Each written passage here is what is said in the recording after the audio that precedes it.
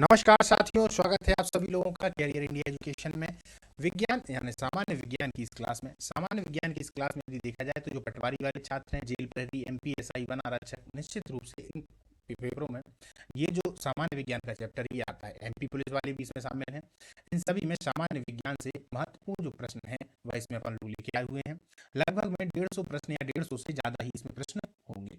ये जो अपनी 5000 प्रश्नों की एक श्रृंखला है जो कि चल रही है, जिसकी क्लास शाम को 7:30 बजे से रोज चालू हो जाती है। चलिए दोस्तों, आज की अपने इस क्लास को चालू करते हैं। जो लोग टेलीग्राम से नहीं जुड़े हैं वो लोग टेलीग्राम से जुड़ जाएं। जिन लोगों ने चैनल को सब्सक्राइब नहीं किया है, चैनल को सब्सक्राइब कर लें। सब्सक्राइब करने के दो फायदे हैं दोस्तों। पहला फायदा उन लोगों को ये मिलने वाला है कि वो जैसे ही चैनल को सब्सक्राइब करेंगे तो नोटिफिकेशन उनके पास में आता रहेगा। दूसरा सबसे महत्वपूर्ण फायदा कि 15 मार्च से जो पटवारी के एग्जाम चालू होने वाले हैं उनका एनालिसिस इस चैनल पर करवाया जाएगा, यानी कि पहली शिफ्ट, दूसरी शिफ्ट में कौन कौन से प्रश्न पूछे गए हैं, जिससे आगामी समय में रणनीति बनाने के लिए आप लोगों के दिमाग में प्रश्नों का काफी संग्रह हो, साथ साथ में एक उचित रणनीति भी। चलिए दोस्तों, लेट ना करते हुए हर बार की तरह अपन इसको चालू करते हैं। भारत में मैंग्रोव की खेती के लिए कौन सा क्षेत्र प्रसिद्ध है? दक्षिण 24 परगना का सजीन खाली जंगल। कौन सा? ये आ गया अपना पेन। चलिए, दक्षिण 24 परगना का सजीन खाली गांव। ठीक है, इसको याद रखिएगा। सजीन खाली जंगल, माफ करिए, जंगल। एम्फीफाइट्स, एम्फीफाइटा या बहुत से अधिक विकसित होती ऐसे पौधे हैं जो अन्न पर निर्भर करते हैं यांत्रिक मदद हेतु। किसकी? यांत्रिक मदद हेतु, यांत्रिक मदद के लिए होते हैं। पादपालय या फाइटोट्रॉन एक सुविधा है जिसे नियंत्रित दशाओं में पादपों को उगाना संभव हो पाता है। नियंत्रित दशाओं में पादपों को उगाना, किनको? पादपों को उगाना, पादपों को उगाना संभव हो पाता है। कौन सा कृषि कार्य पर्यावरणीय दृष्टि से उपयुक्त होता है? कार्बनिक कृषि, कार्बनिक कृषि याद रखिएगा। इसकी भारत में काफी ज्यादा मांग है और बहुत सारी जगहों पर इस प्रकार की कृषि होने लगी है। सरकार इसको काफी प्रोत्साहन भी देती है। अधिकांश मरुस्थलीय पादप रात्रि के समय ही पुष्पित होते हैं क्योंकि मरुस्थलीय कीट रात्रि के समय सक्रिय रहते हैं। याद रखिए, मरुस्थल के जो कीट हैं यानी छोटे छोटे कीड़े हैं वह रात्रि के समय सक्रिय रहते हैं। क्लियर? और कीट जब सक्रिय रहेंगे तो अब और समझिए आप लोग, जब कीट सक्रिय रहेंगे, देखिए प्रकृति की कितनी अच्छी व्यवस्था है दोस्तों। कीट जब सक्रिय रहेंगे तभी उन फूलों का मतलब है, यानी कि जब वो फूल हैं तो उन्हीं में से परागण को कीट यहाँ से लेकर, जैसे ये फूल है, यहाँ से लेकर दूसरे पुष्प के ऊपर डालते हैं, तभी तो बीजांडन बनता है ना, तभी दूसरे पुष्प का जन्म होता है। इस प्रकार की जो क्रिया है वह निरंतर चलती रहती है। रेगिस्तान में पैदा होने वाले पौधे क्या कहलाते हैं? जीरोफाइट्स या जीरोफाइटा भी इनका नाम कहीं कहीं देखने को मिलता है। इंपॉर्टेंट है, आता है दोस्तों बार बार। क्लियर? पारिस्थितिकीय निके की संकल्पना को प्रतिपादित किया था ग्री नेल्स ने। किसने किया था? ग्री नेल्स ने। पारिस्थितिकीय संकल्पना को उसको हटा दीजिए। सबसे स्थायी पारिस्थितिकीय तंत्र कौन सा है? समुद्र। दोस्तों दूसरी बार यह प्रश्न आ रहा है, पिछली बार भी अपने देखा था। तो सबसे अधिक स्थायी पारिस्थितिक तंत्र कौन सा है? समुद्र। सबसे ज्यादा पाया जाने वाला जीव कौन सा है दोस्तों? तो मछली। क्लियर? चलिए, सबसे ज्यादा विविधता भी समुद्र में ही पाई जाती है। मनुष्य किसके द्वारा जीवमंडल में पारिस्थितिकीय संतुलन बनाए रख सकता है? संबंधित पौधों की नई किस्मों और पालतू पशु की नई नस्ल को विकसित करके। क्लियर? चलिए, संवहनी पौधों में पानी ऊपर किससे जाता है? जाइलम टिश्यू से या जाइलम ऊतक से। टिश्यू को ऊतक बोलते हैं, है ना। जाइलम और फ्लोएम दोनों को ही संवहनीय ऊतक कहते हैं। संवहन यानी एक स्थान से दूसरे स्थान तक ले जाने वाले। लेकिन पानी की यदि बात हो तो जाइलम टिश्यू या जाइलम ऊतक। किस भारतीय वैज्ञानिक ने पादपों में जल की लंबी दूरी अभिगमन का सिद्धांत प्रस्तुत किया था? जेसी बोस ने। अब याद रखिएगा, जेसी बोस को किस लिए जाना जाता है? पादपों में जल की लंबी दूरी के अभिगमन के लिए। संसार का सबसे बड़ा परितंत्र क्या है? सागर। अभी मैंने आप लोगों को बताया था, सागर। याद रखिए, मृदा अपरदन को रोका जा सकता है वन रोपण के द्वारा, क्योंकि वन जब ज्यादा होंगे तो मतलब इसका है कि वृक्ष होंगे। वृक्षों की जो जड़ें होती हैं वो मिट्टी को बांधे रखती हैं।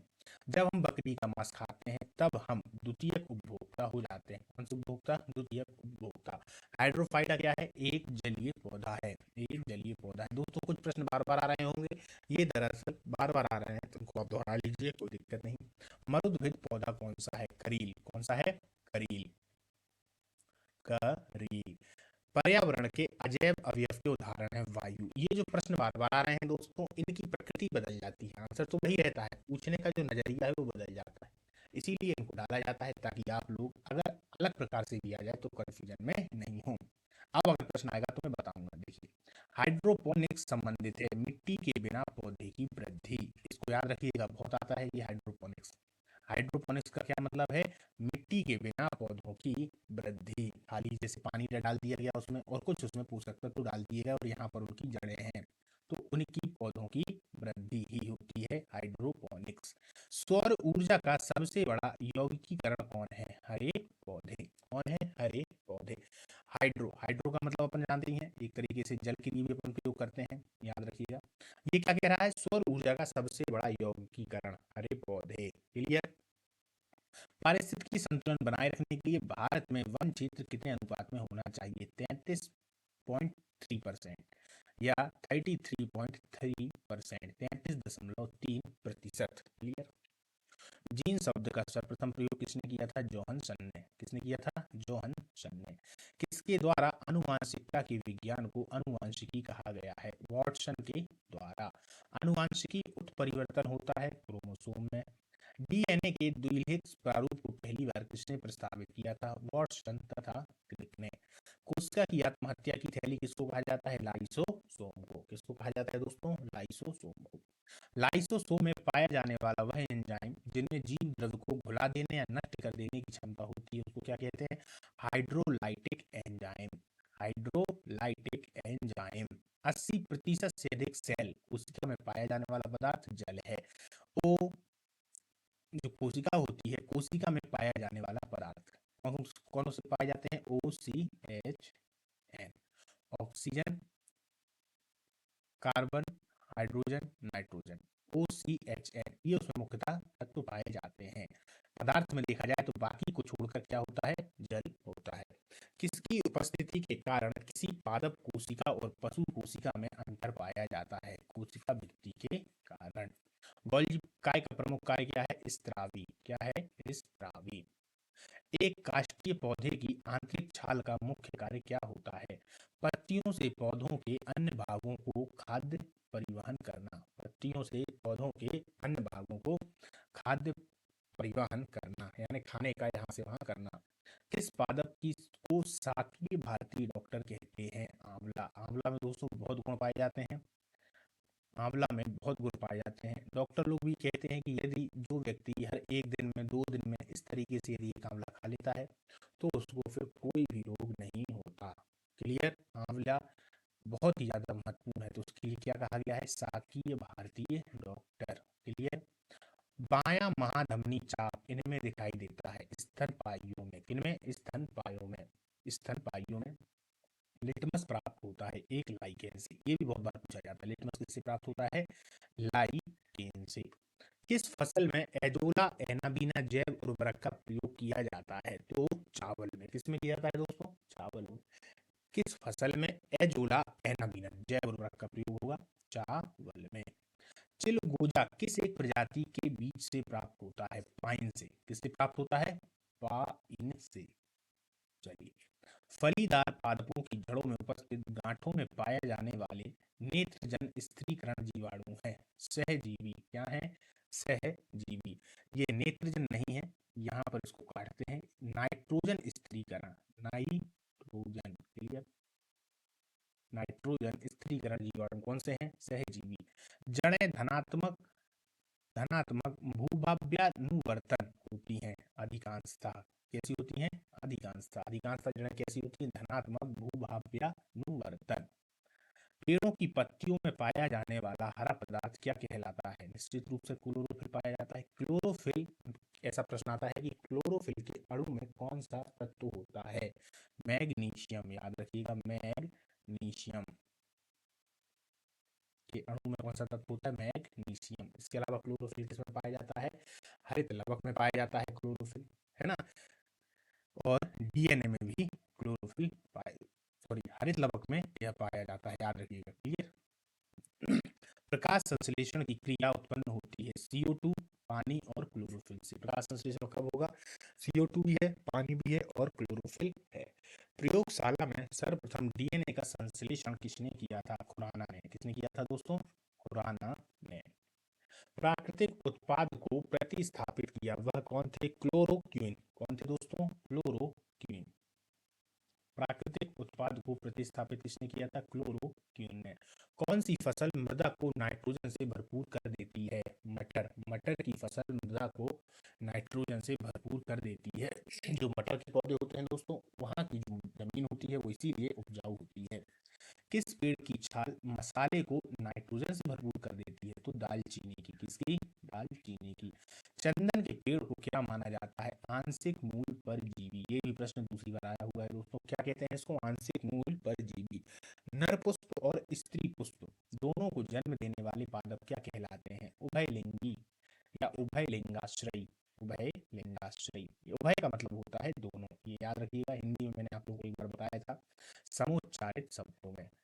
समोच्चारित शब्दों में दोस्तों हिंदी की जो क्लासें हैं वो लगातार चल रही हैं, आप लोग चैनल पर देख लीजिएगा, जो कि रोज 6 बजे चालू हो जाती है। तो आप शाम को 6 बजे, शाम 6 बजे रोज यह चालू हो जाती है, तो उसको आप लोग देखा करिए। आप लोग ये बहुत महत्वपूर्ण है। हर एक तरीके से देखा जाए तो परीक्षा में हिंदी को कॉमन ही कर दिया गया है, हिंदी आती है। MPSI की बात कर लें, चाहे जेल प्रहरी की बात कर लें, है ना, तो और पटवारी की बात कर लें, तो हिंदी आ ही रही है।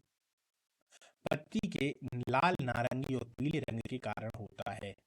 मतलब ये जो पत्ती का लाल रंग, नारंगी रंग और पीला रंग, खास तौर पर पीला रंग किसके कारण होता है? कैरोटिनाइड के कारण, या फिर कैरोटीन भी आता है, याद रखिएगा, कैरोटीन। तो ऐसा नहीं हो आप कैरोटीन और कैराटिनाइड में अंतर समझने लगे, ये एक ही है। क्योंकि ऑप्शन में जब वो देगा तो अब ऑप्शन में क्या देगा समझिए। मान लीजिए उसने कैरोटिनाइड दे दिया, अब आपके दिमाग में तो कैरोटीन है, और ऑप्शन में ये भी लिखता है कि इनमें से कोई नहीं, तो आप इनमें से कोई नहीं लगा जाएंगे। इसलिए मैं यहाँ आपको बता देता हूँ। गेहूं, जौ, नींबू, राई, नारंगी और बाजरा संबंधित हैं 3 पादप परिवारों से। किनसे? 3 पादप परिवारों से, सब अलग अलग हैं। बांस को किस में वर्गीकृत किया जाता है? घास में। याद रखिए, ये भी बहुत इंपॉर्टेंट है दोस्तों, कि जो एक तरीके से बांस होता है, बांस आप लोगों ने देखा है, बांस का जो पेड़ है वह दरअसल घास से ही उत्पन्न हुआ है। समझना मेरी बात को, जो घास होती है ना, घास घास से ही बांस का उत्पन्न हुआ है। बस बांस जो है वो, उसकी जो एक तरीके से मोटाई, लंबाई, चौड़ाई है वह ज्यादा होती है, घास की कम होती है। क्लियर? घास को और बांस को यदि आप इकट्ठा करके देखेंगे तो आप पाएंगे कि इसी का अगर छोटा रूप कर दिया जाए तो यार ये तो घास ही बन जाती, तो घास प्रजाति से ही है। कल मैंने बताया था कि पंडा जो भालू होता है वह इसी घास को और इसी बांस को बहुत खाता है ना, और जंगल के जंगल नष्ट कर देता है। धनिया में उपयोगी अंश होता है पत्ते और सूखे फल। अपन धनिया में क्या क्या लेते हैं भाई? उसके पत्ते लेते हैं और सूखे फल, ये मसालों के काम आता है। जैव ईंधन किसके बीज से प्राप्त होता है? जेट्रोफा। जेट्रोफा से जैव ईंधन किससे प्राप्त होता है? जेट्रोफा। ये नाम ऐसा भी आता है दोस्तों, जेट्रोफा। इसकी खेती भारत में काफी मात्रा में अब होने लगी है। इससे क्या बनता है दोस्तों? इससे डीजल बनता है। ये डीजल वही जिससे ट्रेन वगैरह को चलाया जाता है, गाड़ियां चलती हैं। लेकिन डीजल इससे कम मात्रा में बनता है दोस्तों, जितना पेट्रोलियम से मिल जाता है उससे कम मात्रा में बनता है, और अभी इतनी आधुनिक तकनीकें नहीं है कि हम इसी से डीजल बनाकर कर सकें। जेड्रोफा तो काफी मात्रा में मिल जाएगा, जेड्रोफा तो काफी मात्रा में मिल जाएगा, लेकिन इनसे एक तरीके से देखा जाए तो जब हम इनको बनाने में आते हैं तो इनमें लागत बहुत ज़्यादा लगती है, इसलिए अभी इसका प्रचलन नहीं है, लेकिन धीरे धीरे इनका प्रचलन हो जाएगा। चलिए आगे चलते हैं। जीवन चक्र की दृष्टि से पौधे का सबसे महत्वपूर्ण अंग कौन सा होता है? पुष्प। कौन सा होता है? पुष्प। प्याज में खाद्य भाग कौन सा होता है? प्याज में खाद्य भाग कौन सा होता है दोस्तों? तना। आलू में भी तना होता है ना, आलू में भी तना होता है। हल्दी में भी तना होता है, हल्दी में भी तना होता है। क्लियर? शकरकंद में भी तना होता है, पर इन सब के नाम अलग अलग हैं। शकरकंद, किसी में प्रकंद होता है, किसी में कंद होता है, किसी में धनकंद होता है, इस तरीके से होता है ना। अभी एक प्रश्न और है जो इसी में आने वाला है, उसमें मैं भी आपको ये सब क्लियर कर दूंगा। क्लियर? आलू है क्या? ये यहाँ आगे देखिए, रूपांतरित तना है। तारपीन का तेल चीड़ से, ये तो लगभग में तीसरी बार आ रहा है प्रश्न दोस्तों, है ना, इसको तो आप लोगों को याद ही हो गया होगा। सामान्य प्रयोग में मसाला लौंग कहाँ से प्राप्त की जाती है? फूल की कली से। हसीस पौधे से प्राप्त की जाती है। ये हसीस वही है, वो नशे वाला सामान या नशे जिससे होते हैं, नशीला पदार्थ है हसीस। इससे दवाइयाँ भी बनाई जाती हैं दोस्तों, ये भी याद रखिए, है ना। जिस प्रकार से जहर मारने के काम आता है, जहर जहर को काटने के भी काम आता है और दवाइयों के भी काम आता है। क्लियर। हसीस पौधे से प्राप्त की जाती है, बताइए कि वह पौधे के किस भाग से प्राप्त की जाती है? वो दरअसल तने तने और नर पुष्प कर्म के निस्त्राव से। होता क्या है, अफीम का जो इस प्रकार से फल होता है दोस्तों, इस फल में रोज सुबह सुबह वो लोग इस तरीके से चाकू लगा देते हैं, थोड़ा सा जैसे ही चाकू लगाते हैं तो इससे एक दूध जैसा हल्का हल्का सा पदार्थ निकलता है। 1 या 1.5 घंटे बाद वह जम जाता है, उसी को चाकू से निकाल लिया जाता है और उसी से हसीस प्राप्त होती है। ठीक है। प्रकाश संश्लेषण होता है केवल दिन में। प्रकाश संश्लेषण कब होगा? दिन में। भैया जब प्रकाश होगा तभी तो होगा। प्रकाश संश्लेषण के लिए कौन सी गैस आवश्यक है? Carbon dioxide. पौधे व पेड़ खाना तैयार करने की प्रक्रिया क्या कहलाती है? फोटोसिंथेसिस। क्या कहलाती है? फोटोसिंथेसिस। किस वनस्पति खाद्य में अधिकतम प्रोटीन होता है? सोयाबीन में। इसमें होता है सोयाबीन में। सौर ऊर्जा किससे प्राप्त होती है? तो दोस्तों सौर ऊर्जा किससे प्राप्त होती है? सूर्य से। किससे प्राप्त होती है? सूर्य से। साबूदाना किससे बनाया जाता है दोस्तों? यह साइकस से बनाया जाता है। किससे बनाया जाता है? साइकस से। एक और नाम आता है मांड, इसको भी याद रखिएगा, मांड, ये इसका हिंदी नाम है, वैसे उसको साइकस कहते हैं। क्लियर। साबूदाना। ठीक है। दमा एवं खांसी के रोगों में काम आने वाली औषधि इफेड्रिन किससे प्राप्त होती है? इफेड्रा से। किससे? इफेड्रा से। अब जो खांसी और दमा के रोगी होते हैं ना, उन्हीं के लिए। तो आप लोगों ने देखा होगा, वो दवा लेते हैं, फुसफुस बोलते हैं उसके लिए, है ना। कौन एक जीवित जीवाश्म कहलाता है? जिंकांगो। कौन कहलाता है? जिंकांगो। यह जीवित जीवाश्म है, जीवित जीवाश्म है, जिंकांगो जीवाश्म। विषाणु वृद्धि करता है जीवित कोशिका में, यानी कि एक तरीके से विषाणुओं को देखें तो विषाणु जो होते हैं वो ऑलरेडी जीवित भी होंगे और मृत भी होंगे, ये दोनों की बीच की श्रेणी में आते हैं दोस्तों। दूसरी बात, इनकी सबसे खतरनाक बात ये होती है कि ये जीवित कोशिका में जैसे ही पहुंचेंगे तो वृद्धि करने लगते हैं, वृद्धि करने लगते हैं। इसके अलावा ये क्रिस्टलीय रूप में भी पाए जाते हैं, क्रिस्टलीय रूप में भी पाए जाते हैं। ये मरते नहीं हैं, याद रखिए, क्योंकि ये बीच की श्रेणी में है इसीलिए ये मरते नहीं है। अब जब ये मरते नहीं है तो ये क्या होगा? ये टूटते हैं, जैसे ये जो सांप विषाणु है तो ये टूट जाएगा। जैसे ये टूट जाएगा तो फिर ये अपने आप समाप्त हो जाता है। तो आप लोगों ने देखा होगा जब कोरोना काल चल रहा था तब हम किसका प्रयोग करते थे अधिकतम? या तो सैनिटाइजर का प्रयोग करते थे या घर में आके साबुन से हाथ धोते थे। साबुन और सैनिटाइजर क्या करते थे कि उसका जो लार्वा होता था या कि उसके जो छोटे छोटे से कण होते थे उनके पेट में जाके उनको फोड़ दिया करते थे, तो 2 या 3 भागों में बढ़ जाता था और अपने आप गायब हो जाता था। ये इस विषाणु की पहचान थी। तो विषाणु में सभी में देखा जाए तो इसी तरीके के होते हैं, ना जीवित की श्रेणी में आते हैं ना ही मृत की श्रेणी में, इसीलिए सबसे खतरनाक भी होते हैं। आप लोगों ने देखा होगा भारत में नहीं पूरे विश्व में जो सर्दी खांसी है एक समय पर देखा जाए तो ये बहुत खतरनाक रोग हुआ करता था, लेकिन धीरे धीरे मनुष्य की प्रवृत्ति उस टाइप की बनती गई। आज के समय में थोड़ी बहुत सर्दी हर किसी के लिए बनी रहती है, वो इसी वायरस के कारण होती है। चलिए, पौधे का कौन सा भाग फूल बनने का उद्दीपन ग्रहण करता है? पर्ण। कौन सा भाग? पर्ण। पौधे का कौन सा भाग फूल बनने का उद्दीपन ग्रहण करता है? पर्ण। कुरुंजी पुष्प के 12 वर्ष में एक बार खिलने का क्या कारण है? फ्लोरीजन स्त्राव। क्या होता है? फ्लोरीजन स्त्राव। फ्लोरीजन आप जानते हैं एक हार्मोन है, फ्लोरीजन एक हार्मोन है जिसका उपयोग या जो किस समय पर निकलता है या इसका उपयोग किस में होता है? इसका उपयोग होता है फूलों के संवर्धन में या फूलों के खिलने में, फूलों के संवर्धन आ सकता है या खिलने में, ये फ्लोरीजन स्त्राव होने लगता है। क्लियर। संसार का सबसे छोटा पुष्प क्या है? बुल्फिया। अब ये जो 12 वर्ष लिखा है दोस्तों उसको समझिए, 12 वर्ष में एक बार खिलता है क्योंकि 12 वर्ष में ही उसका फ्लोरीजन का स्त्राव होता है। फूल गोभी में पौधे का उपयोगी भाग कौन सा है? ताजा पुष्प समूह। फूल गोभी में आप यही तो खाते हैं। विश्व का सबसे बड़ा पुष्प कौन सा है दोस्तों? रैफलेसिया। आज यदि हम जीव विज्ञान की बात करें दोस्तों तो इसमें बॉटनी को थोड़ा सा शामिल किया गया है, यानी वनस्पति शास्त्र को। खसरा किस संक्रमण के कारण होता है? चलिए अब अपन आ जाते हैं रोगों पर। विषाणु से। खसरा किससे होता है? विषाणु से। टिटनेस भी उसी से होता है, हैजा भी उसी से होता है ना। फिटनेस, हैजा, एड्स, ये सब विषाणु के रोग हैं। कौन सा रोग विषाणु का कारक है? चेचक। चेचक भी उसी से होता है। क्लियर? छोटी चेचक, बड़ी चेचक। जंतुओं में होने वाली फूट एंड माउथ रोग बहुत बार पूछा जाता है दोस्तों, किस कारण उत्पन्न होती है? विषाणुओं के कारण। बहुत सारे लोगों को याद भी होगा। यदि आप देख रहे हैं और आपको ये याद नहीं है तो कर लीजिए, क्योंकि इस प्रकार के लगभग में 6 से 7 प्रश्न आते हैं। 6 से 7 प्रश्न जो बार बार पूछे ही जाएंगे, हर बार वो पटक देंगे आपके पास में, है ना। तो इस प्रकार के प्रश्नों को आप कभी गलती मत करना दोस्तों, क्योंकि यदि इनको गलती कर दिया, क्योंकि ये तो सभी से आ रहे हैं, उससे भी आ रहे हैं जिसने नहीं भी पढ़ाई की है, तो फिर आप उससे भी पीछे हो जाएंगे, याद रखिए, ठीक है। आलू में मोजैक रोग का कारक तो क्या है? विषाणु। आलू में मोजैक रोग का कारक तो क्या है? विषाणु। मशरूम क्या है? तो मशरूम दरअसल कवक है। मशरूम क्या होते हैं? कवक। प्रथम प्रतिजैविकी कौन सा था? पेनिसिलिन। क्या था? पेनिसिलिन। एथलीट फूट नामक बीमारी किससे होती है? कवक से होती है दोस्तों, याद रखिएगा। एथलीट फूट किससे होती है? कवक से होती है। कौन सा कवक एवं उच्च पादप की जड़ों के बीच उपयोगी कार्यात्मक संबंध को दर्शाता है? माइकोराइजा। कौन है? माइकोराइजा।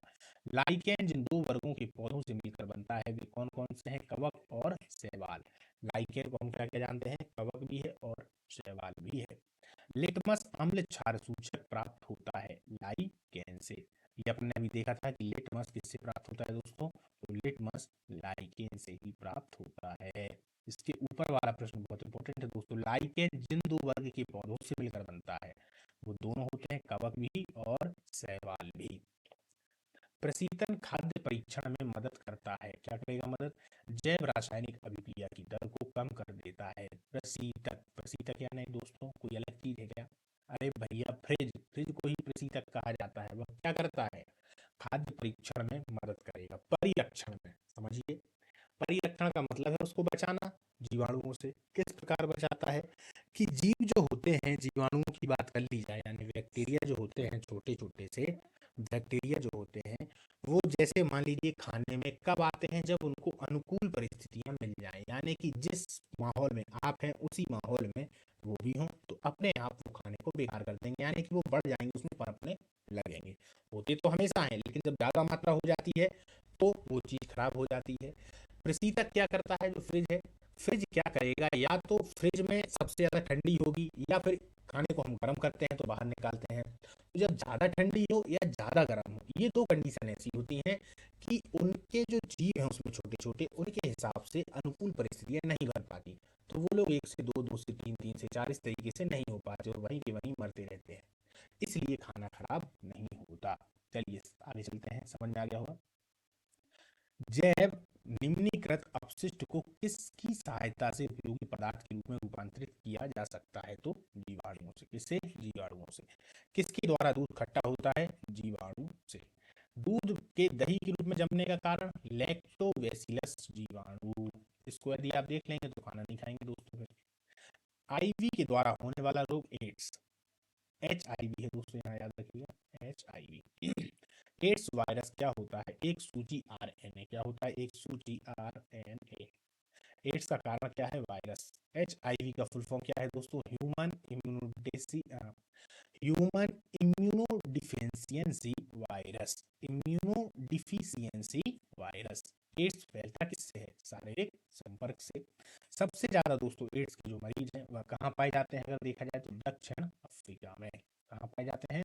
दक्षिण अफ्रीका में। कहते हैं यह रोग भी यहीं से आया था। ठीक है। विषाणुओं में क्या होता है? न्यूक्लिक एसिड और प्रोटॉन। क्या होता है? न्यूक्लिक एसिड और प्रोटीन। सॉर्स क्या है? विषाणु जनित रोग। सॉर्स भी क्या है? विषाणु जनित रोग। सार्स। वनस्पति तेल से डालडा या वनस्पति घी बनाने में कौन सी प्रक्रिया इस्तेमाल की जाती है? हाइड्रोजनीकरण। कौन सी? हाइड्रोजनीकरण। वनस्पति घी के औद्योगिक उत्पादन में कौन सी विधि काम में लाई जाती है? अपचयन। दो होती है ना, अपचयन उपचयन, तो यहाँ पर कौन सी है? अपचयन। वनस्पति घी के औद्योगिक उत्पादन में, क्लियर, वायुमंडल में हाइड्रोजन क्यों नहीं पाया जाता? कारण यह है कि यह सबसे हल्की गैस होती है, क्लियर, और अपने आप ऊपर चली जाती है। यदि पृथ्वी के वायुमंडल में CO2 ना हो, यानी कार्बन डाइऑक्साइड ना हो, तो भूपृष्ठ का तापमान वर्तमान से कम हो जाएगा। बिल्कुल, वर्तमान से कम हो जाएगा। CO2 एक तरीके से गर्मी को बनाए रखती है। बैटरी में किस एसिड का प्रयोग होता है? हाइड्रोक्लोरिक एसिड का। ठीक है, HCl का। जल का शुद्धतम रूप क्या है? वर्षा का जल। लेकिन वर्षा का जल इसका आंसर तो सही है, पर गिरा हुआ वर्षा का जल नहीं होता।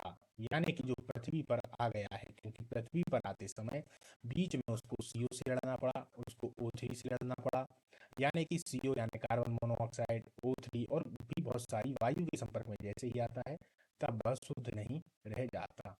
लेकिन उन्होंने पूछा वर्षा जल का शुद्धतम रूप, तो जो वर्षा का जल है, लेकिन यदि पृथ्वी पर आ गया तो वह अशुद्ध हो जाता है। विसंक्रमण के बाद जल में उपलब्ध क्लोरीन की मात्रा को क्या कहते हैं? अवशिष्ट क्लोरीन। विसंक्रमण के बाद जल में उपलब्ध क्लोरीन की मात्रा अवशिष्ट क्लोरीन। सिगरेट के धुएं में मुख्य प्रदूषक तत्व कार्बन मोनोऑक्साइड और बेंजीन है। देखिए, ये प्रश्न पहले भी आया था, पर वहां पर सिर्फ के हमने CO को पढ़ा था। यहाँ पर एक और दिया गया है, बेंजीन। इसके अलावा और भी उसमें होते हैं। पौधे नाइट्रोजन को किस रूप में लेते हैं? नाइट्रेट्स के रूप में। किसके रूप में लेते हैं दोस्तों? नाइट्रेट्स के रूप में। कौन सी अक्रिय गैस यौगिक बना सकती है? तो कौन सी अक्रिय गैस यौगिक बना सकती है दोस्तों? जीनॉन। कौन सी? जीनॉन। कैंसर के उपचार के लिए प्रयुक्त उत्कृष्ट गैस कौन सी होती है? रेडॉन। कौन सी होती है? रेडॉन। हीरे की खनिजीय बनावट क्या है? हीरे की खनिजीय बनावट क्या है? कार्बन। यानी कि कार्बन से दो चीजें बनेंगी, एक तो बन जाता है हीरा और एक बन जाता है ग्रेफाइट। ग्रेफाइट। अब इसी कार्बन को दोस्तों कोयला भी कहते हैं। क्या कहते हैं? कोयला। समझिए, जब इसी का शुद्ध रूप होता है, ताप, दाब, गर्मी ये सब सहन होता है, तो एक हीरा निकलता है और एक ग्रेफाइट निकलता है, उनकी संरचना के आधार पर। क्लियर? वायुयान के टायरों में कौन सी गैस प्रयोग की जाती है? हीलियम। हीलियम क्यों प्रयोग की जाती है दोस्तों वायुयान के टायरों में? ताकि एक तो टायर दबाव के कारण फूटे नहीं, दूसरी बार हीलियम गैस जो होती है वह हल्की होती है, अन्य गैसों की अपेक्षा क्या होती है? हल्की होती है। तो जब उड़ने की बारी आती है तो इसमें जो एक तरीके से उड़ने में ऊपर हल्की सी सहायता, यानी एक नीचे से उनको दबाव ऊपर के लिए मिलता है, इसीलिए हीलियम का प्रयोग किया जाता है। हीलियम के ही गुब्बारे आप लोगों ने देखे हैं। छोटे छोटे बच्चों को आप लोगों ने देखा होगा, गुब्बारे के लिए रोने लगते हैं, मचल जाते हैं कि हमको भी चाहिए। कई बार तो ऐसा देखा गया है दोस्तों कि कोई छोटे से बच्चे ने ज़्यादा मात्रा में गुब्बारे ले लिए, तो उन गुब्बारों ने छोटे से बच्चे को ही अपने साथ में उड़ा लिया, है ना। हालांकि ये हंसी वाली बात है, ऐसा एक दो बार ऐसा हुआ है, आप लोगों ने वीडियो देखी होंगी। अब तो भूलेंगे नहीं ना कि उसमें हीलियम गैस भरी रहती है, याद रख लीजिए, आता है ये प्रश्न। ग्रीन इसी हीलियम का प्रयोग ऑक्सीजन के साथ भी होता है दोस्तों। समझिए, इसी हीलियम का प्रयोग ऑक्सीजन के साथ में होता है जब ऑक्सीजन का सिलेंडर होता है। कहाँ पर? अस्पतालों में। कारण क्या है कि हीलियम ऑक्सीजन के साथ में मिल जाती है तो वो जबरदस्ती बाहर निकलने का और ज्यादा प्रयास करती है, और जब वो बाहर निकलेगी उसके माध्यम से, नली के माध्यम से, तो वही आदमी के मुंह में लगा दी जाती है। तो एक दबाव मेंटेन करने के लिए भी हीलियम को ऑक्सीजन के साथ में प्रयोग करते हैं। देखिए, हीलियम से अपन ने कितने सारे प्रश्नों को समझा। ग्रीन हाउस गैस के उत्सर्जन में जिस देश का सर्वाधिक योगदान है वह है संयुक्त राज्य अमेरिका। कितना अच्छा काम है दोस्तों, इसीलिए तो अमेरिका सबसे आगे है ना। चलिए, ओजोन परत मुख्यतः कहाँ अवस्थित होती है? स्ट्रेटोस्फीयर में। किसमें होती है? स्ट्रेटोस्फीयर में, यानी O3। क्लियर? भारी पानी की खोज किसने की थी? HC यूरे ने। किसने की थी? HC यूरे ने। भारी पानी क्या उपयोग होता है इसका? मंदक के रूप में उपयोग होता है। मंदक का मतलब क्या है? मंदा करना। किसको मंदा करना? किसी अभिक्रिया को। कारण क्या है मंदा करने का? ताकि उससे जो ऊर्जा निकल रही है उसका सही जगह पर उपयोग किया जा सके, खास तौर पर नाभिकीय रिएक्टरों में। कठोर जल में कैल्शियम और मैग्नीशियम निकालने की प्रक्रिया क्या है? फिल्ट्रेशन। अब देखिए, कठोर जल कौन सा होता है? जिसमें कैल्शियम मैग्नीशियम के या तो ऑक्साइड पाए जाएं या बाई कार्बोनेट पाए जाएं। तो जब इनमें ये सब पाए जाते हैं तो इसका मतलब है कि जल अशुद्ध है। अब इनकी कठोरता को दूर करना ही एक तरीके से फिल्ट्राइजेशन कहलाता है। आरओ में आपने देखा है ना, वहां पर यही कार्य होता है। तापीय विद्युत केंद्र का मुख्य गैसीय प्रदूषक है SO2। क्या है? SO2। हीरा और ग्रेफाइट होते हैं अपरूप। अपरूप का मतलब ये होता है कि वो बने तो एक ही पदार्थ से हैं, रूप उनके बस अकेले एक तरीके से परिवर्तित हैं। अंदर की जो भौतिक संरचना है वह भी लगभग लगभग समान है। है ना। चलिए, हैलोजन में सर्वाधिक अभिक्रिय कौन सी है? हैलोजनी पदार्थों में तो फ्लोरीन, कौन सी है? फ्लोरीन। थायराइड के दूषित कार्यफलन को दूर करने के लिए आयोडीनीकृत नमक साधारणतः किस रूप में दिया जाता है? पोटेशियम आयोडाइड के। किसके रूप में दिया जाएगा? पोटेशियम आयोडाइड के। हाइड्रोफ्लोरिक अम्ल कांच की बोतल में नहीं रखा जाता क्योंकि यह अभिक्रिया करता है कांच की सिलिकॉन डाइऑक्साइड से। किससे? कांच के सिलिकॉन डाइऑक्साइड से। अक्रिय गैसों की खोज करने का श्रेय किसे प्राप्त है? रैमजे को। अक्रिय गैसों की खोज किसने की दोस्तों? रैमजे ने। याद रखिएगा, अक्रिय गैस है। गहरे समुद्री गोताखोरों के श्वसन के लिए ऑक्सीजन के तनुकरण के लिए कौन सी गैस प्रयोग में लाई जाती है? हीलियम। चलिए, इसका मैंने अभी आप लोगों को बताया था कि हीलियम क्यों मिला दी जाती है, तो उन्होंने क्या बोला है? तनुकरण करने के लिए। ठीक है, तो आप लोग अब तो समझ गए हीलियम। वहां पर मैंने उनको रख दिया था चिकित्सा, मतलब उनको जो बीमार व्यक्ति थे। यहाँ पर आ गए हैं कौन? गोताखोर। गोताखोर भी तो ऑक्सीजन को लेकर जाते हैं। वायु में भरे गुब्बारों में हीलियम को हाइड्रोजन की अपेक्षा वरीयता दी जाती है क्योंकि वायु के साथ विस्फोटक मिश्रण नहीं बनता है।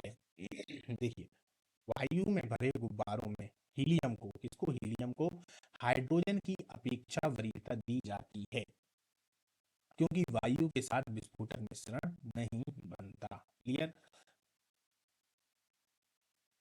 विद्युत बल्ब में प्रयुक्त गैस है अक्रिय गैस। जो विद्युत बल्ब में होती है उसमें कौन सी गैस होती है? अक्रिय गैस। अक्रिय गैस होती है, ऑर्गन होती है दोस्तों।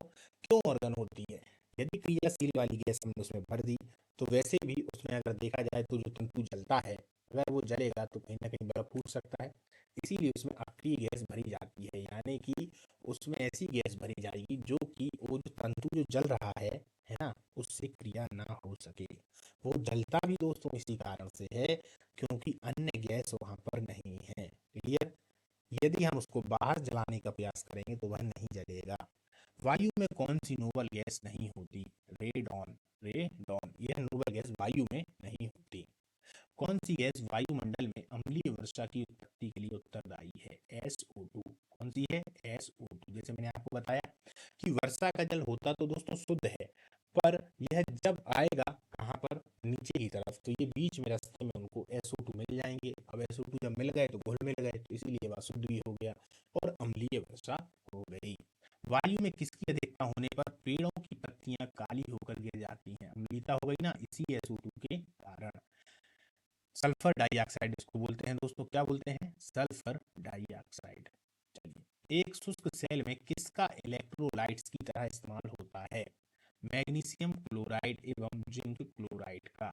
रसायनों का सम्राट किसे कहा जाता है? King of chemicals. सल्फ्यूरिक अम्ल H2SO4। H2SO4, ये नीचे आ गया इसका। रसायन उद्योग में कौन सा तेजाब एसिड मूल रसायन माना जाता है? H2SO4। एक कार की बैटरी में प्रयुक्त विद्युत अपघट्य क्या है? H2SO4 सल्फ्यूरिक अम्ल। देखिए कितने निकल रहे हैं प्रश्न। बैटरियों में कौन सा एसिड संग्रहित रहता है? H2SO4 सल्फ्यूरिक अम्ल। तनु गंधक अम्ल की जस्ते के साथ प्रतिक्रिया के परिणाम स्वरूप उत्पन्न होती है हाइड्रोजन। क्या होती है? हाइड्रोजन। शर्करा और सल्फ्यूरिक अम्ल की अभिक्रिया में कौन सा शुद्ध रूप होता है? कार्बन। कौन सा होता है दोस्तों? कार्बन। क्लोरीन है, क्या है क्लोरीन? संदूषित जल में क्लोरीन की थोड़ी मात्रा में मिला देना। ठीक है। एक अज्ञात गैस जल में शीघ्रता से घुल जाती है। सुनिएगा, एक अज्ञात गैस जल में शीघ्रता से घुल जाती है। गैस युक्त जलीय घोल में लाल लिटमस नीला हो जाता है। यह गैस हाइड्रोजन क्लोराइड के साथ सफेद धूम्र भी देती है। यह अज्ञात गैस है NH3। कौन सी है? NH3। ऑक्सीजन और ओजोन क्या है? एलोट्रॉप्स। ये दरअसल क्या होते हैं? एलोट्रॉप्स। ऑक्सीजन और ओजोन क्या होते हैं? एलोट्रॉप्स। कौन सी गैस पायरोगेरोल के क्षारीय विलयन में से गुजरने पर बादामी घोल बनाती है? ऑक्सीजन। कौन सी? ऑक्सीजन। कौन सी गैस ओजोन परत के अवक्षय के लिए उत्तरदायी है? क्लोरोफ्लोरोकार्बन। कौन सी है? क्लोरोफ्लोरोकार्बन। सुपरसोनिक वायुयान समताप मंडल में कौन सा पदार्थ विसर्जित करते हैं? NOx। कौन सा करते हैं? NOx। सूर्य के विकिरण का परावैंगनी प्रकाश किसकी परत के कारण पृथ्वी के वायुमंडल में नहीं पहुंच पाता? ओजोन की। किसकी? ओजोन की। पृथ्वी की सतह के ऊपर ओजोन परत किससे बचाव प्रदान करती है? पराबैंगनी किरणों से। किससे करेगी दोस्तों? पराबैंगनी किरणों से। रबड़ को बल्कनीकृत करने के लिए प्रयुक्त तत्व कौन सा है? सल्फर। यदि सल्फर नहीं मिलाएंगे तो रबड़ उतनी ज्यादा कठोर नहीं हो पाती और उससे टायर वगैरह नहीं बन पाते हैं। कार्बन और मिला देते हैं तो और कठोर हो जाती है। यही बल्कनीकृत करना होता है। चांदी के पात्रों का काला पड़ जाना वायुमंडल में किस गैस की उपस्थिति से होता है? H2S के। किसके? H2S के कारण। हाइड्रोजन सल्फाइड के कारण। किसके? हाइड्रोजन सल्फाइड के कारण। याद रखिएगा, हाइड्रोजन सल्फाइड। मानव अस्थि का मुख्य तत्व क्या है? पी। पी का मतलब क्या है यहाँ? फास्फोरस। फास्फोरस। फास्फोरस बहुत ज्यादा महत्वपूर्ण होता है दोस्तों, कृषि के लिए भी और शरीर के लिए तो है ही। कृषि यानी खेती के लिए। पक्षियों की हड्डियों का पाउडर उर्वरक के रूप में काम में लाया जाता है क्योंकि यह भरपूर होता है फास्फोरस से। लो आ ही गया, जो बोल रहा हूँ वो आ गया, फास्फोरस से। दिया सराय के निर्माण में प्रयुक्त क्या होता है? लाल फास्फोरस। बहुत आता है इससे प्रश्न दोस्तों, फास्फोरस से बहुत आते हैं। लाल फास्फोरस से। हड्डी एवं दांतों में लगभग 50% क्या होता है? Calcium phosphate. क्या होता है? Calcium phosphate. युद्ध में धुएं का पर्दा बनाने के लिए किसका प्रयोग किया जाता है? PH3 का। PH3 का, है ना। अमोनिया का एक गुण कौन सा है? अमोनिया है दोस्तों, इसके जलीय विलयन में लाल लिटमस नीला हो जाता है। अमोनिया का एक गुण कौन सा है? तो इसके जलीय विलयन में लाल लिटमस नीला हो जाता है। जल में आसानी से घुलनशील क्या है? अमोनिया। जल में आसानी से घुलनशील क्या है दोस्तों? अमोनिया, तुरंत घुल जाती है। घरेलू प्रशीतक में सामान्यतः कौन सा प्रशीतक प्रयोग में लाया जाता है? अमोनिया। क्लियर।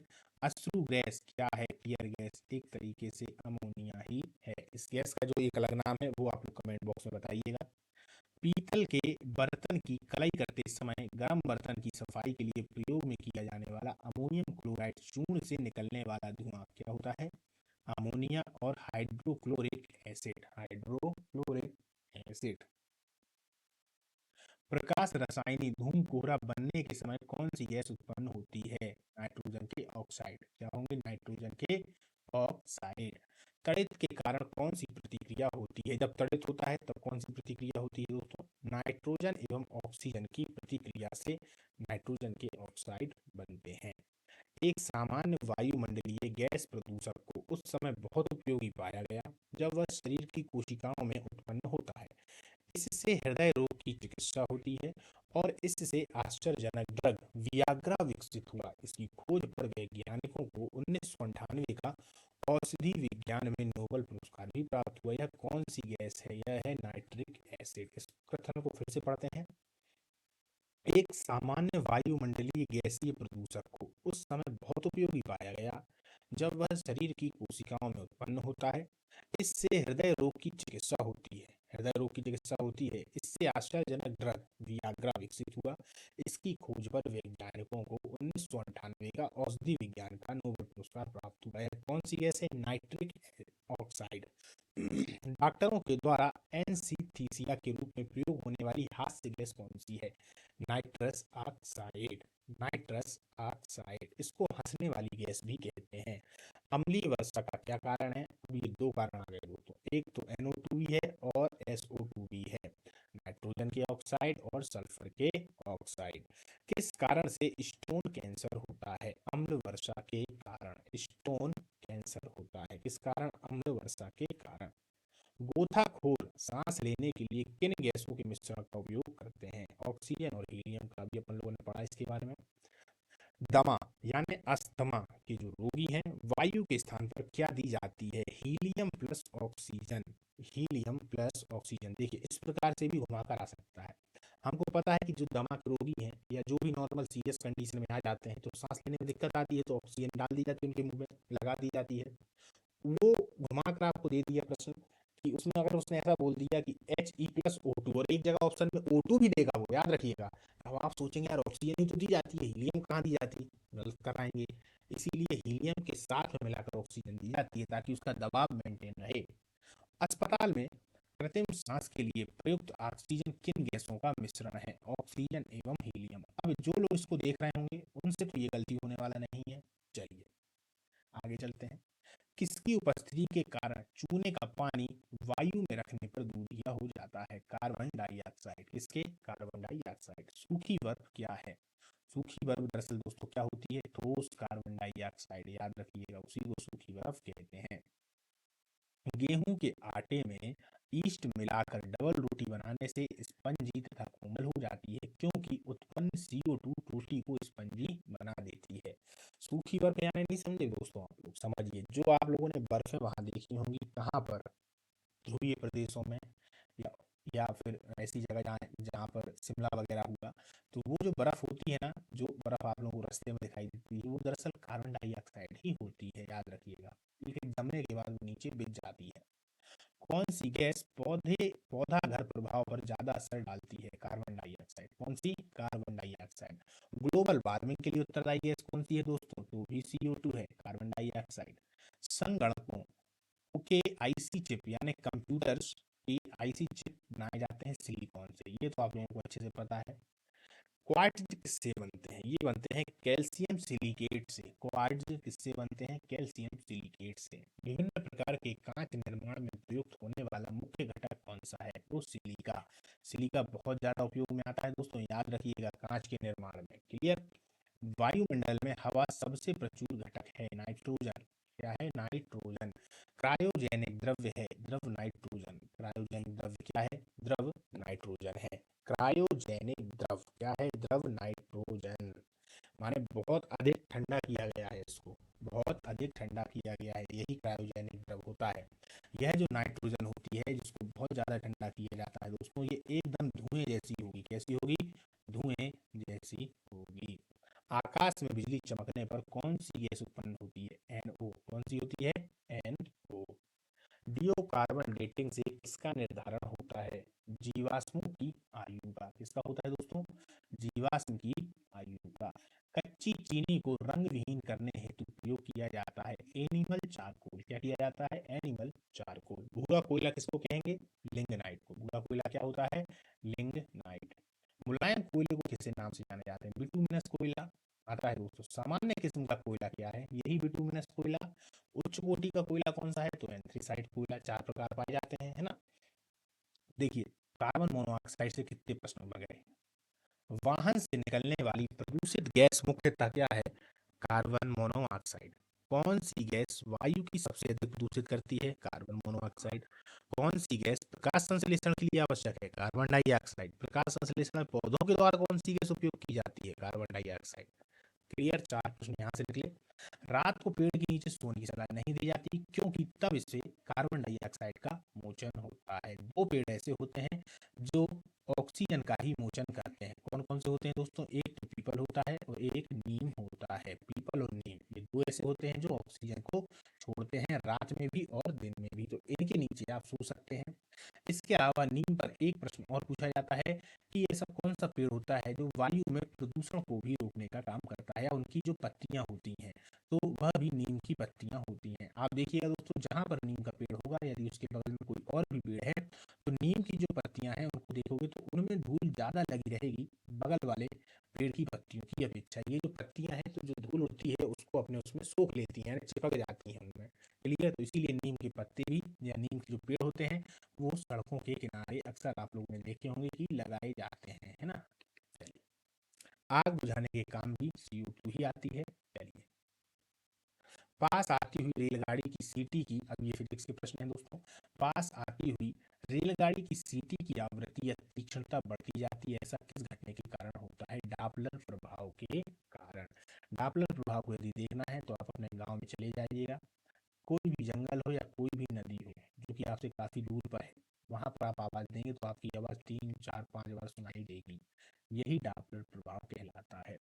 ध्वनि तरंगें किसके कारण प्रतिध्वनि उत्पन्न करती हैं? परावर्तन के कारण। यानी प्रतिध्वनि जो हमको दिखती है वह परावर्तन के कारण है।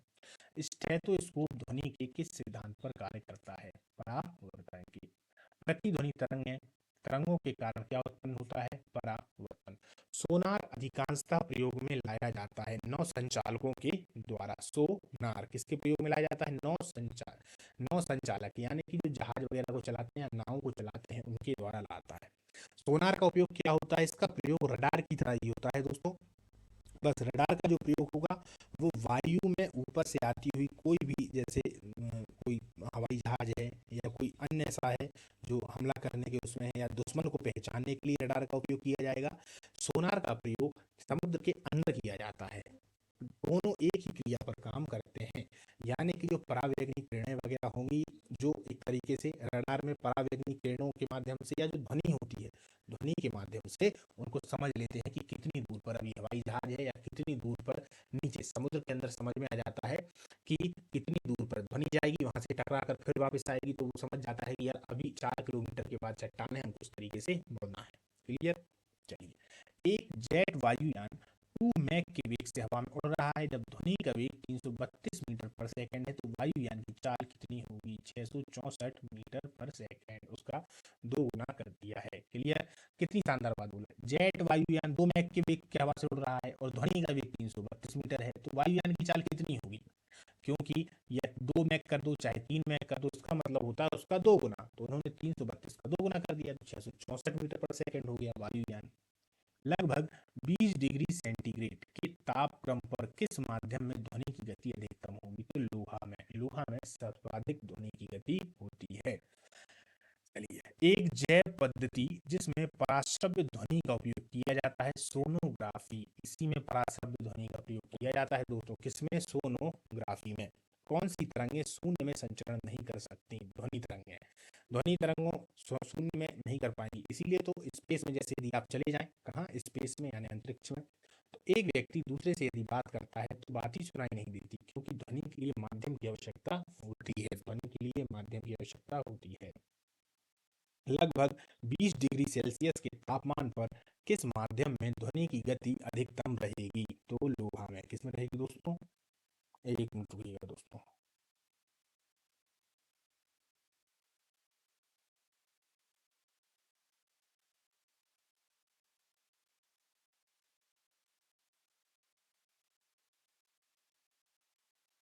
चलिए दोस्तों, लगभग 20 डिग्री सेंटीग्रेड के तापक्रम पर किस माध्यम में ध्वनि की गति अधिकतम रहेगी? तो किसमें रहेगी दोस्तों? लोहा में। रेडियो का समस्वरण स्टेशन उदाहरण है अनुवाद का, ये अनुवाद नहीं है, अनुनाद है दोस्तों, याद रखिएगा। अनुनाद क्या है? अनुनाद। क्लियर? जब किसी स्थान पर 2 लाउड स्पीकर साथ साथ बजते हैं तो किसी स्थान विशेष पर बैठे श्रोता को इनकी ध्वनि नहीं सुनाई देती। कारण क्या होता है? उनका व्यतिकरण। क्या होता है? उनका व्यतिकरण। क्लियर? स्पष्ट प्रतिध्वनि, जब किसी स्थान पर 2 लाउड स्पीकर साथ साथ बजते हैं इसीलिए उनका व्यतिकरण हो जाता है। स्पष्ट प्रतिध्वनि सुनने के लिए परावर्तक तल व ध्वनि स्रोत के बीच न्यूनतम दूरी कितनी होनी चाहिए? तो 30 मीटर की। कितनी होनी चाहिए? 30 मीटर की। जब सेना पुल को पार करती है तो सैनिकों को कदम से कदम मिलाकर ना चलने का निर्देश दिया जाता है, क्योंकि पैरों से उत्पन्न ध्वनि के अनुनाद के कारण पुल टूटने का खतरा होता है। क्योंकि वो अनुनाद में बहुत दम होती है, याद रखिएगा दोस्तों, वह पुल टूटने का खतरा होता है, इसीलिए कदम मिलाकर चलने के निर्देश नहीं देते। हम रेडियो की घुंडी घुमाकर विभिन्न स्टेशनों के कार्यक्रम सुनते हैं, यह किससे संभव है? अनुनाद के कारण। किसके कारण? अनुनाद के कारण। इस ध्वनि स्रोत की आवृत्ति में होने वाले उतार चढ़ाव को क्या कहते हैं? डॉपलर प्रभाव। क्या कहते हैं? डॉपलर प्रभाव। डॉपलर प्रभाव किससे संबंधित है? ध्वनि से। सबसे पहले अपन ने यही देखा था, पहला वाला प्रश्न जो था। चमगादड़ अंधेरे में उड़ सकती है क्योंकि वे अति तीव्र ध्वनि तरंगें पैदा करती हैं जो उसका नियंत्रण करती हैं। ध्वनि तीव्रता की डेसिबल में वह अधिकतम सीमा जिसके ऊपर व्यक्ति सुन नहीं सकता 95 डेसिबल, मतलब 95 डेसिबल से ऊपर वह सुन नहीं सकता।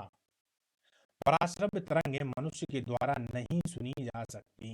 याद रखिए, पराश्रव्य तरंगों को सबसे पहले किसने सीटी बजाकर उत्पन्न किया था? गाल्टन ने। इसको क्या बोलते हैं? गाल्टन की सीटी। क्या बोलते हैं? गाल्टन की सीटी। शिकार पर भक्षियों या बाधाओं का पता लगाने के लिए चमगादड़ अथवा डॉल्फिन किस परिघटना का प्रयोग करते हैं? प्रतिध्वनि का निर्धारण। प्रतिध्वनि का निर्धारण, यानी कि जैसे कि परभक्षी बाधाओं का पता लगाने के लिए चमगादड़ है, तो चमगादड़ मान लीजिए रात में है, अब इसको दिखता तो कुछ है नहीं है, ये है चमगादड़ मान लीजिए, ये इस प्रकार से इसके हाथ हैं, ये ध्वनि निकालेगा बहुत तेज। अब सामने मान लीजिए कोई किवाड़ है, तो इसको मालूम पड़ जाएगा उस ध्वनि के लौटने से, इतना तेज इनका मस्तिष्क होता है कि यहाँ से तुरंत अंदाजा लगा लेंगे कि यार सामने कुछ है, तो ये तुरंत अपनी दिशा बदल देंगे और ये काम तुरंत तुरंत चलता जाता है। ये इतने छोटे से इनके मस्तिष्क में होता है। देख रहे हैं ना प्रकृति की खूबसूरती। चलिए, नजदीक खूबसूरती भी है और आश्चर्यचकित भी है, आश्चर्य भी है। नजदीक आती रेलगाड़ी की सीटी की आवाज बढ़ती जाती है, जबकि दूर जाने वाली रेलगाड़ी की घटती जाती है। यह घटना भी डॉपलर प्रभाव है। क्या है? डॉपलर प्रभाव। 100 डेसिबल का शोर स्तर किसके संगत होता है? किसी मशीन की दुकान में आने वाला शोरगुल। 100 डेसिबल का किसी मशीन की जो दुकान में शोरगुल है वह 100 डेसिबल तक का होता है। मनुष्य कितना सुन रहा है? 95। 95 के बाद उसके लिए प्रदूषण आ जाता है। ठीक है। किस तरंग का प्रयोग रात्रि दृष्टि उपकरण में किया जाता है? अवरक्त तरंग का। किसका? अवरक्त तरंग का। ध्वनि तरंगों की प्रकृति होती है अनुदैर्घ्य। ये अक्सर दोस्तों आदमी भूल जाता है, या ऐसे याद रखिएगा, धा यहाँ भी है और धा इसमें भी है, इससे याद रख लीजिएगा अनुदैर्घ्य। अनुप्रस्थ कभी मत कर देना दोस्तों, ध्वनि तरंगे अनुदैर्घ्य तरंगे ही है। क्लियर? दोनों में धाधा है तो आप लोग याद रखिएगा। ऊष्मा का यूनिट है जूल। ऊष्मा का यूनिट कौन सा है? जूल। ताप का एसआई मात्रक तो फिर केल्विन है दोस्तों। जल प्रपात के अध स्थल पर जल का तापमान ऊपर की अपेक्षा अधिक होने का कारण गिर रहे जल की गतिज ऊर्जा ऊष्मा में बदल जाती है। जब किसी द्रव को 1 किलोग्राम मात्रा अपने क्वथनांक पर द्रव से वाष्प में परिवर्तित होती है, तो इसमें अवशोषित होने वाली ऊष्मा को क्या कहते हैं? वाष्पीकरण की गुप्त ऊष्मा। क्या कहते हैं दोस्तों? वाष्पीकरण की गुप्त ऊष्मा। ब्लैक बॉडी किसके विकिरण को अवशोषित कर सकती है? केवल उच्च तरंग दैर्घ्य को। केवल उच्च तरंग दैर्घ्य को। शीत ऋतु के दिनों में हम मौसम किस प्रकार का होने पर ज्यादा ठंड महसूस करते हैं? साफ मौसम। ऐसा क्यों होता है दोस्तों? शीत ऋतु यानी ठंडियों के समय में जिस दिन मौसम साफ होगा तो बड़ी तेज हवाएं भी चल रही होंगी, इसके अलावा ठंडी भी बहुत ज्यादा होगी, है ना? ऐसा होता है। जबकि होना क्या चाहिए नॉर्मल देखने में कि जिस दिन कोहरा ज्यादा हो तो ठंडी, जब कोहरा होता है तो ठंडी नहीं होती ज्यादा, लेकिन जब मौसम साफ होता है तब ठंडी ज्यादा होती है। ध्वनि का तारत्व किस पर निर्भर करता है? आवृत्ति पर। ध्वनि का तारत्व बहुत बार आता है दोस्तों, ध्वनि का तारत्व किस पर निर्भर करता है? आवृत्ति पर। श्रव्य परिसर में ध्वनि तरंगों की आवृत्ति क्या होती है? 20 हर्ट्ज से 20,000 हर्ट्ज तक। ये भी बहुत बार आता है, 20,000 हर्ट्ज से 20,000, 20 हर्ट्ज से 20,000 हर्ट्ज। पराध्वनिक विमान उड़ते हैं ध्वनि की चाल से अधिक। अभी आया था ना 2 मैक गति से उड़ रहा था, तो हमने क्या किया था? हमने उसकी गति को 2 गुना कर दिया था, तो वह ध्वनि की गति से तेज चलते हैं, उन्हीं को पराध्वनिक विमान कहते हैं। एक थर्मामीटर जो 200 डिग्री सेंटीग्रेड मापने हेतु उपयुक्त है वह पूर्ण विकिरण पायरोमीटर है। 200 डिग्री सेल्सियस तक नाप लेगा तो पूर्ण विकिरण पायरोमीटर। यही 4-5 प्रकार के पायरोमीटर होते हैं, किसी दिन मैं चारों या पांचों के बारे में आपको बताऊंगा। जब सिले बिस्कुट को थोड़ी देर के लिए फ्रिज के अंदर रखा जाता है तो वह कुरकुरे हो जाते हैं। सिले बिस्कुट को, सीड़े नहीं समझे, जो सीड़न नहीं आ जाती, उनको यदि हम फ्रिज में रखते हैं तो वह कुरकुरे हो जाते हैं, क्योंकि फ्रिज के अंदर आर्द्रता कम होती है। इस बात को याद रखिएगा, फ्रिज के अंदर आर्द्रता कम होती है और इसलिए अतिरिक्त नमी अवशोषित हो जाती है। जो अतिरिक्त नमी है वह अवशोषित हो जाएगी। मान लीजिए ये बिस्कुट है, अब इसमें नमी के चक्कर में ही वह सीड़न पे पा गया है। अब इसको हम जैसे ही फ्रिज में रखेंगे तो फ्रिज में रख लेने के बाद ये जो नमी है वह अपने आप सूख जाती है। क्या हो जाती है? सूख जाती है, क्योंकि आर्द्रता कम होती है उसमें, इसलिए ये फिर से कुरकुरे हो जाते हैं। शीतकाल में एक मोटी कमीज की अपेक्षा 2 पतली कमीजें अधिक गर्म क्यों रखती हैं? 2 कमीजों के बीच वायु परत रोधी के माध्यम के रूप में काम करना। इसको आप लोग करके भी देखिएगा दोस्तों। आप यदि एक रजाई ओढ़ेंगे तो वह उतनी कारगर सिद्ध नहीं होती जितना 2 चादर ओढ़ने वाली होती है, क्योंकि जो 2 चादर होती हैं उन 2 चादरों के बीच, मान लीजिए ये है और ये है, तो इनके बीच जो वायु है वह चली जाती है और एक तरीके से निर्वात जैसा माहौल हो जाता है, यानी कि ऊर्जा यहाँ से बाहर नहीं जाती और बाहर की ठंडी ऊर्जा अंदर नहीं आती। कभी कर देखिएगा। वाष्प इंजन में उबलते हुए जल का तापमान किस कारण से उच्च हो सकता है? बॉयलर के अंदर उच्च दाब के कारण। बॉयलर के अंदर उच्च दाब के कारण। शीतकाल में हैंड पंप का पानी गर्म होता है क्योंकि पृथ्वी के भीतर तापमान वायुमंडल के तापमान से अधिक होता है। शीतकाल में हैंडपंप का पानी गर्म होता है, याद रखिएगा, जबकि ग्रीष्म काल में हैंडपंप का पानी ठंडा हो जाता है। देखा होगा ना कि भैया बोर का पानी चला दो बढ़िया ठंडा आएगा गर्मी के समय, और ठंडी के समय में गर्म हो आने लगता है, क्योंकि पृथ्वी के अंदर का जो तापमान है वह अपने आप नीचे बढ़ती बढ़ती बढ़ती गहराई के साथ अनुकूल होने लगता है। लेकिन एक अब ज्यादा गहराई पे चले जाएंगे तो एकदम प्रतिकूल हो जाएगा, लेकिन एक समय तक में यह बराबर पे रहता है, यानी कि जैसा बाहर माहौल रहेगा वैसा ना होकर अंदर जैसा माहौल होगा। क्लियर। ऊष्मा का यूनिट है जूल। कौन है? जूल। ताप का एसआई मात्रक क्या होता है? तो केल्विन। केल्विन। जल प्रपात के अर्ध स्थल पर जल का तापमान ऊपर की अपेक्षा अधिक होने का कारण क्या है? गिर रहे जल की गतिज ऊर्जा ऊष्मा में बदल जाती है। गिर रहे जल की जो गतिज ऊर्जा है वह ऊष्मा में बदल जाएगी, इसलिए वहां पर तापमान ज्यादा होता है। क्लियर। पर्वतों पर आच्छादित हिम सूर्य की गर्मी के द्वारा एक साथ ना पिघलने का कारण है। यह सूर्य से प्राप्त अधिकांश ऊष्मा को परावर्तित कर देता है। पहाड़ की चोटियों पर आलूओं को पकाने में अधिक समय क्यों लगेगा? भैया दाब कम हो जाता है, जब दाब कम हो जाता है तो देर से पकेंगी।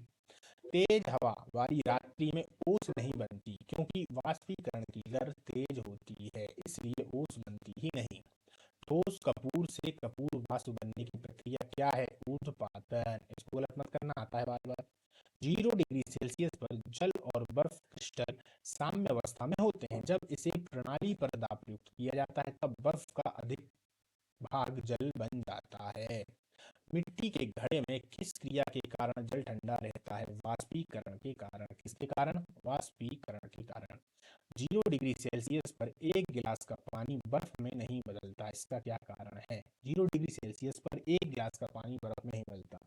गिलास के पानी को जमने के लिए उसमें कुछ मात्रा में ऊष्मा निकाल देनी आवश्यक है। प्रेशर कुकर में भोजन तेजी से पकता है, क्योंकि वायु दाब में वृद्धि क्वथनांक को बढ़ा देती है। क्या करती है? क्वथनांक को बढ़ा देती है। चलिए दोस्तों, तो आज की जो अपनी क्लास है, आज की अपनी क्लास समाप्त होती है। अब मिलेंगे अपन अगली क्लास में, जो कि अपना पार्ट होगा 8वां पार्ट, या कह सकते हैं क्लास 8वीं होगी। धीरे धीरे आप लोग करते रहिए दोस्तों, एक दिन में कुछ नहीं होता, धीरे धीरे करने से बहुत कुछ हो जाता है। काफ़ी सारे प्रश्न आपके दिमाग में सामान्य विज्ञान को लेकर होंगे, और जब पेपर आपके पास में आएगा तो ऑलरेडी आपके पास में ये सब प्रश्न हैं याद किए हुए आपके दिमाग में। पीडीएफ से मैं ज़्यादा ध्यान नहीं देता दोस्तों, वो तो मिल ही जाएगी, आप टेलीग्राम से जुड़ेंगे तो मिल जाएगी आपको, लेकिन यदि ये दिमाग में नहीं है तो फिर सिलेक्शन कैसे लेंगे? दिमाग में होना जरूरी है, इसलिए इनको जहाँ आप 2-3 बार देखेंगे तो आपको ये निश्चित तौर पर याद हो जाएंगे। चलिए दोस्तों, आज की क्लास को अपन बंद करते हैं, मिलेंगे